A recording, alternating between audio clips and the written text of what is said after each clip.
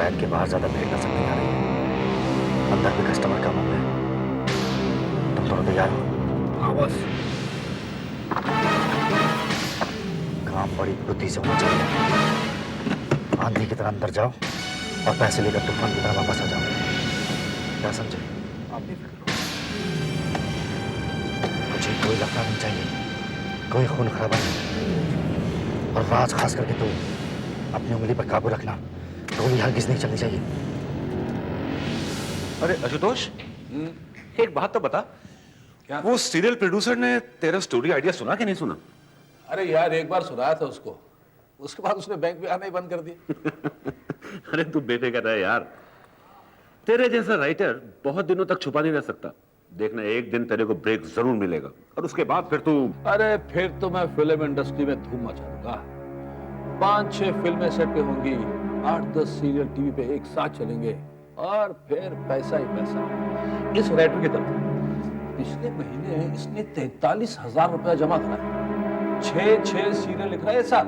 अरे ये तो कुछ भी नहीं, तू तो इससे भी आगे जाएगा क्योंकि कहानी सुनाने में तू उस्ताद है।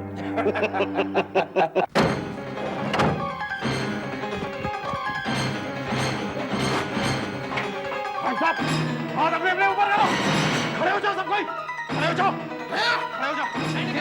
पीछे पीछे पीछे हाथ ऊपर कर, हाथ ऊपर कर, हाथ ऊपर कर, हाथ ऊपर कर, भारी से हाथ ऊपर कर, भारी से जल्दी, हाथ ऊपर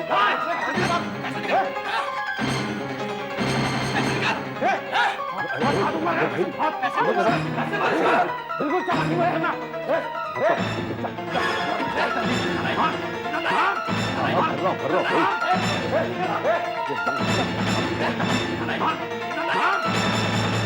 कितनी देर लगा दी?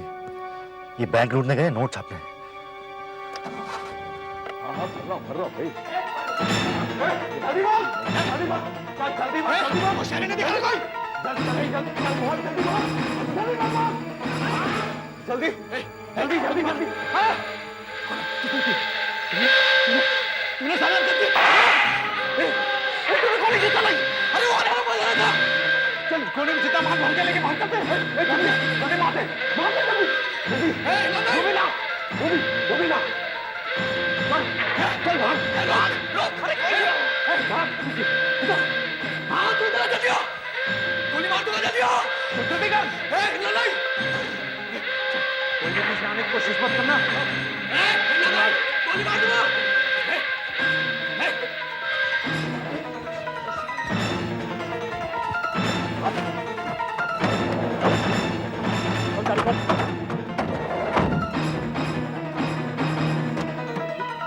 क्या हो गया था? मैंने गोली की आवाज सुनी, ऐसे क्यों लेकर आए? चुप। पुलिस बीच में आई तो हम जान बचाने के लिए इसे सामने कर देंगे।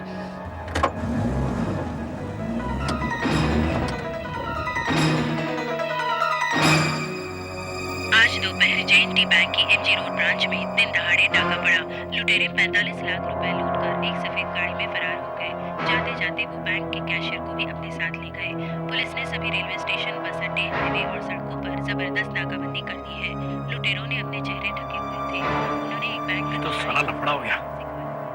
अब क्या करेंगे? मैंने तुझे मना किया था ना, क्या खून खराबा मत करना। अब भुगत अंजाम। चारों तरफ पुलिस ही पुलिस है, निकलने का कोई रास्ता नहीं है। बॉस, पहले इस गाड़ी को ठिकाने लगाते हैं, फिर कोई छुपने की नई जगह तलाश करेंगे। हाँ ये ठीक रहेगा। अगर हम 4-5 दिन छुप कर बैठ जाएं, तो पुलिस भी ठंडी बैठ जाएगी। फिर हम मौका देखते ही दूसरे शहर निकल लेंगे। बॉस, मैंने सुना है यहाँ पास में एक सुनसान हवेली है, वहीं चलते हैं। हाँ यही ठीक रहेगा।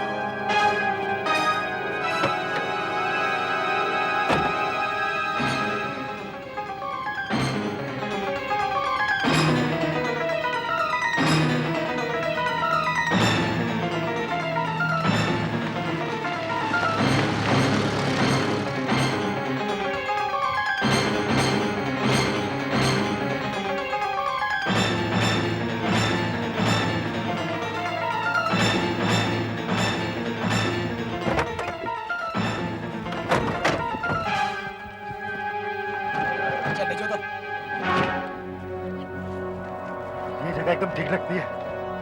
बॉस जगह तो ठीक है, लेकिन अंदर कोई हुआ तो? अरे बोर्ड नहीं दिखाई दे रहा, लगता है काफी दिनों से खाली पड़ी है, छुपने के लिए एकदम सही जगह है। नहीं, मैं यहाँ नहीं रहूंगा। क्यों? क्या खराबी है इस जगह में? शायद आप लोग इस शहर में नए हैं, इसलिए इस हवेली के बारे में जानते नहीं। ये लेक्टर हाउस है। तो क्या हुआ? ये हवेली लेक्टर नाम के एक अंग्रेज जज की है, जो यहाँ पे आज से 100 साल पहले रहता था, और लोग उसे हैंगिंग जज के नाम से पुकारते थे। हैंगिंग जज? हाँ, और उसकी आत्मा आज भी यहाँ पे तो गई है, इसलिए यहाँ कोई नहीं रहता। बॉस, इसकी बातों में मत आना। ये हमें बेवकूफ बना रहा है बातें बनाकर, ताकि हम यहीं खड़े रहें और पकड़े जाएं। अरे मेरा विश्वास करो भाई, तुम लोग। गोली मार दूंगा। नहीं राज, हो सकता हो ये आदमी सच कह रहा है। जबरदस्ती खतरा मोल लेने से कोई फायदा नहीं है। हम कोई और नई जगह ढूंढ लेते हैं। हमारे पास वक्त नहीं है, यहीं रहते हैं, जो होगा देखा जाएगा। ये देखो, इस कब्र को देखकर लगता है कि इस आदमी की बातों में कुछ सच्चाई है। इसे पढ़ो।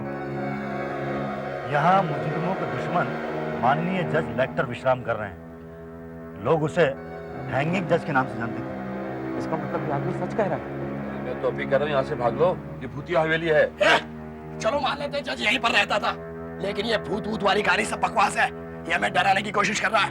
अच्छा जो भी हो, लेकिन ये जज लेक्टर था कौन और उसे हैंगिंग जज क्यों बोलते थे लोग? मैं बताता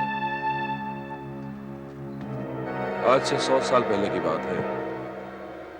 जज लेक्टर अंग्रेजों के जमाने का सबसे बेरहम और कड़क जज माना जाता था। रहम कीजिए लेक्टर साहब, रहम कीजिए। चाहे तो सारी जिंदगी मुझे जेल की भारी गोली में चढ़ा दीजिए, लेकिन मुझे फांसी मत दीजिए साहब। मुझे माफ कर दीजिए, रहम करिए साहब, मुझमें रहम। तुम्हारा जुर्म काबिले रहम नहीं है। अगर फांसी से बढ़कर कोई सजा होता तो वो हम तुमको सुनाता। मुझ पर रहम कीजिए साहब, मुझ पर रहम कीजिए लेक्टर साहब, मुझे माफ कर दीजिए लेक्टर साहब, मुझे माफ कर दीजिए लेक्टर साहब। Hang him till death.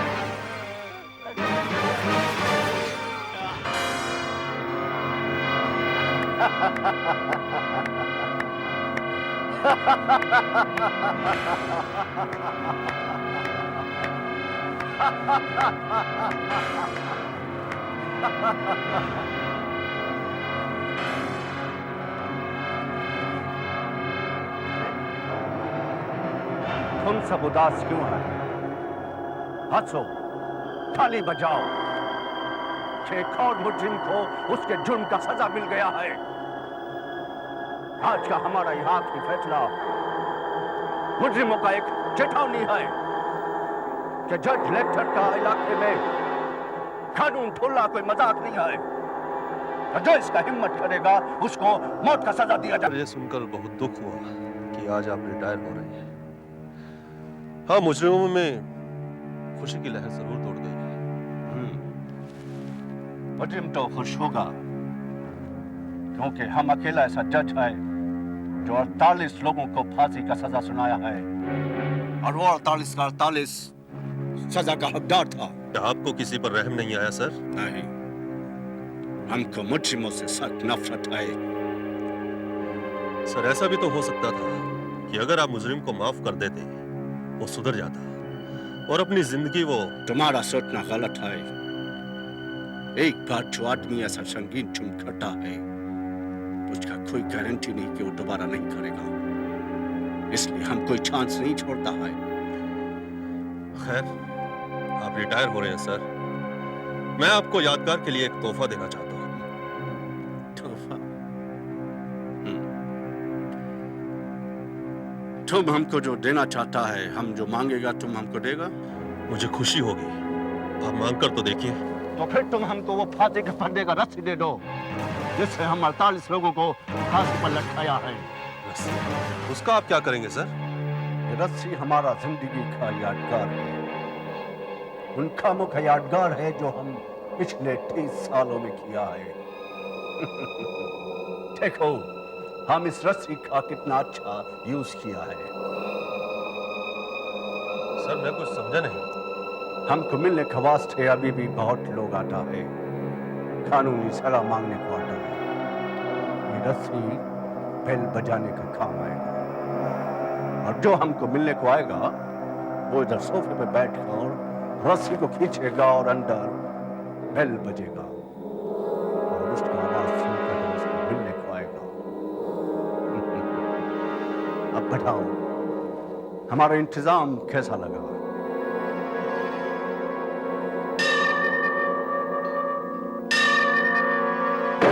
चल चल और घंटा बजता रहा। हाँ घंटा बजता रहा। बकवास कर रहा है, ये बकवास कर रहा है। मेरे ख्याल से वो जज पागल था। नहीं, वो पागल नहीं था। वो अपने असूलों का पाबंद और इरादों का पक्का था। इसकी बातों में बता रहा, ये सब फेंका फाक कर रहा है, फेंका फाक। फेंकम फाक है जरूर, पर है मजेदार।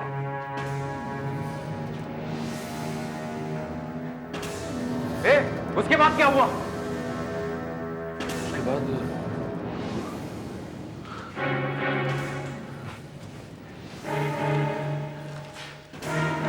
उसके बाद वो उसको 2 साल के बाद हार्ट अटैक हुआ और वो मर गया और उसे यहीं दफना दिया।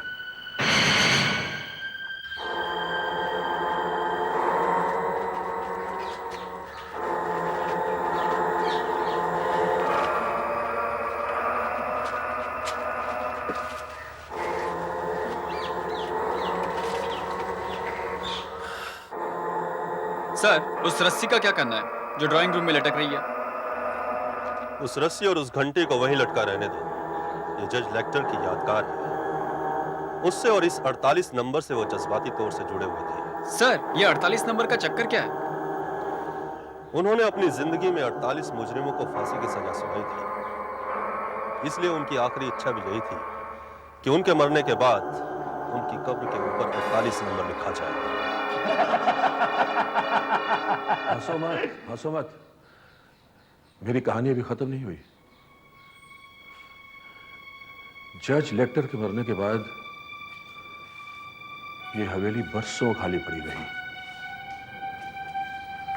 फिर 12 साल पहले एक बिजनेसमैन ने इसको किराए पर लिया। वो बड़ा खुश था कि उसे इतनी बड़ी हवेली इतने कम किराए पे मिल गई है, लेकिन उसे इस हवेली के इतिहास के बारे में मालूम नहीं था। उसका नाम था मोहन। मोहन 12 बज चुके हैं, अब सो भी जाओ। हाँ, थोड़ा सा हिसाब बाकी है। गवार कहीं का 40,000 में मुझे इतनी बड़ी जमीन बेच दी। कसम मालिक की, ऐसे 2-4 और बेवकूफ मिल जाएं तो मेरे सारे प्लान्स पूरे हो जाएं। ये चीटिंग है मोहन। ऐसे धोखे से किसी गरीब की जमीन हथियाना अच्छी बात नहीं है। तुम जाओ, सो जाओ, जाओ यहां से। 5 लाख, एक झटके में 5 लाख का मुनाफा हो गया। कसम मालिक की, अगर साथ वाली जमीन वाले को बेवकूफ बनाकर ऊपर साइन करा लूं तो वहां कॉलोनी बनाने से मुझे कोई नहीं रोक सकता, कोई नहीं रोक सकता। तो पुराने घरों में यही तकलीफ है, इतनी हवा आती है।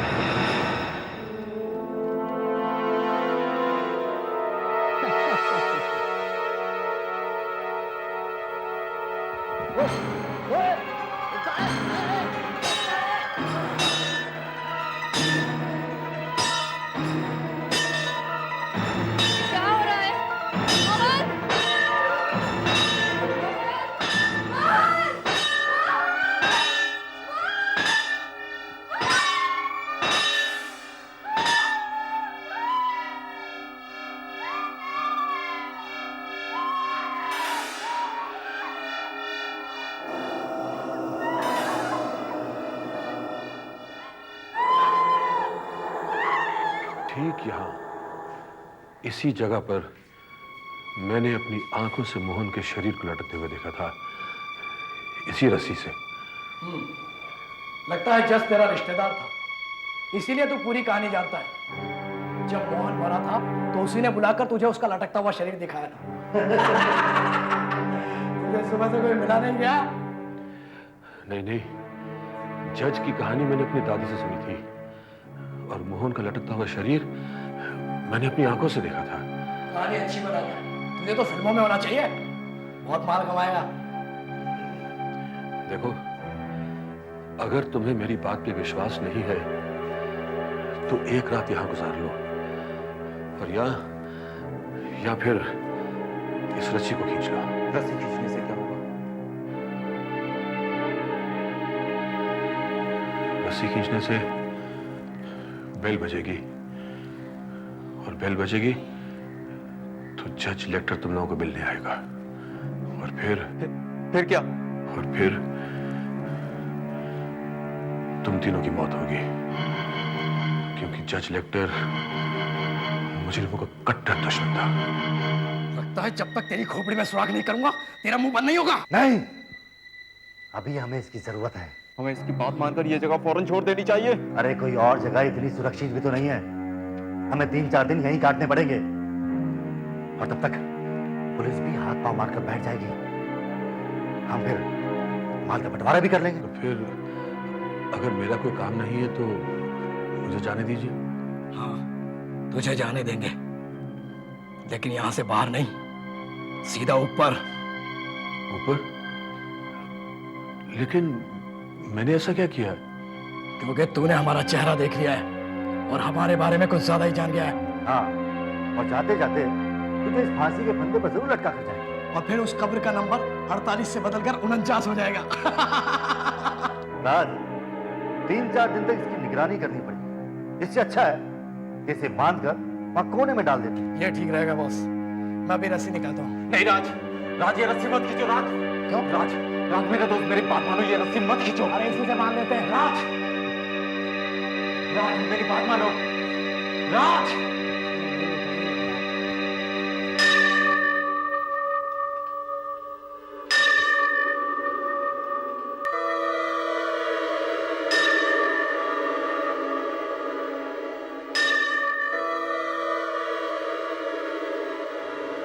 और ये निकलेगी भी नहीं। इस रस्सी को खींचकर तुमने अपनी मौत को दावत दी है। आज रात जज लेक्टर तुमसे मिलने जरूर आएगा। क्यों खींची? एक तो ऐसी परेशानियां कम है क्या कि एक और भूत सर पर सवार कर ले? तू भी यार इसकी बातों में आ गया। टेंशन छोड़ बॉस, ये रस्सी नहीं निकल रही है। आप कहें तो दूसरी लेकर आऊं। अबे छोड़ ना, इसे सामने वाले कमरे में बंद करते। उस कमरे में? नहीं, उस कमरे में नहीं। तो उस कमरे की भी कोई कहानी है क्या? वो क्या है, वो जज का कमरा है। प्लीज मुझे उस कमरे बंद मत करो, प्लीज। अच्छा, ये तो बहुत अच्छा हुआ। अब तो तुझे रात वहीं गुजारनी पड़ेगी। देखो, मैं तुम्हारे हाथ जोड़ता हूँ, मैं तुम्हारे पांव पड़ता हूँ, मुझे उस कमरे बंद मत करो प्लीज। क्या है कि दरअसल छोटे छोटे जुर्म मैंने भी किए हैं, ये बैंक के अकाउंटों की हेराफेरी। वो जज मुझे जान से मार देगा। प्लीज प्लीज, मैं तुम्हारे हाथ जोड़ता हूँ, मैं तुम्हारे पांव पड़ता हूँ, प्लीज। अगर तू सुबह तक मर गया तो हमें तेरी कहानी पर विश्वास हो जाएगा। ये हवेली सचमुच भूतिया हवेली। नहीं, इस कमरे में नहीं। और फिर हम सुबह यहाँ से सटक जाएंगे। चल अंदर, इस कमरे में नहीं, प्लीज। चल अंदर, चल। अरे मुझे यहाँ से बाहर निकालो। अरे प्लीज, अरे देखो मैं आपके हाथ जोड़ता हूँ, प्लीज मुझे यहाँ से बाहर निकालो। अरे ये जज मुझे मार देगा, प्लीज। हेलो, अरे सुनो, अरे सुनो, अरे मुझे यहाँ से बाहर निकालो प्लीज।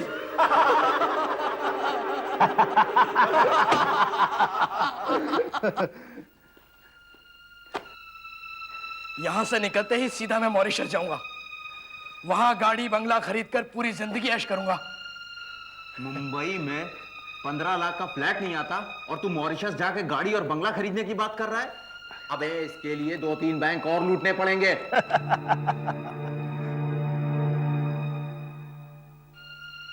तू ठीक कह रहा है विनीत, 15 लाख में तो आजकल कुछ नहीं होता, लेकिन 45 लाख में तो बहुत कुछ हो सकता है। मैं बेवकूफ नहीं हूं जो इसमें से किसी को भी हिस्सा लेने दूंगा।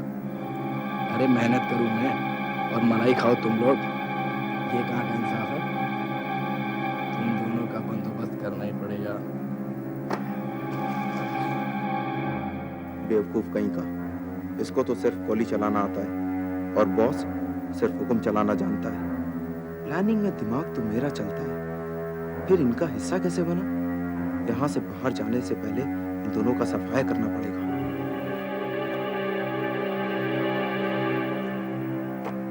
बैंक लूटने की तरकीब तो मेरी थी, फिर इन दोनों को हिस्सा देकर 30 लाख का घाटा मैं कैसे? विनीत तो डरपोक है, उसको आराम से हटा सकता हूं, लेकिन ये राज खतरनाक है, उससे निपटना पड़ेगा।